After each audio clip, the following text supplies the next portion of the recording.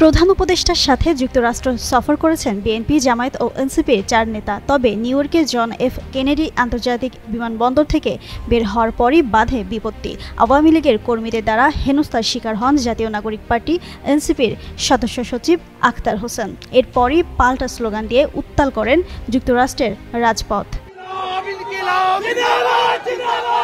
বিমানবন্দর থেকে হোটেলে ফেরার পর ম্যানহাটনের হোটেলের নিচে অবস্থিত এলাকায় তীব্র বিক্ষোভ গড়ে ওঠে। চোখের সামনে বিরোধীদের বিক্ষোভ দেখে পাল্টা স্লোগান দিতে হোটেলের নিচে নেমে আসেন আখতার হোসেন ও তার সহকর্মীরা। এ সময় তাদের সঙ্গে ছিলেন এনসিপির যুগ্ম আহ্বায়ক ডক্টর তাসনিম জারা সহ আরও কিছু নেতাকর্মী। ঘটনার একটি ভিডিও সামাজিক যোগাযোগ মাধ্যমে ছড়িয়ে পড়ে। ভিডিওতে দেখা যায় আখতার হোসেন ও তার সহযোগীরা উত্তেজনাপূর্ণ স্লোগানে রাজপথ সরব করে তুলেছেন। এ সময় হোটেলের বিপরীতে দাঁড়িয়ে থাকা আওয়ামী লীগের কর্মীরা পাল্টা স্লোগান দিতে থাকেন।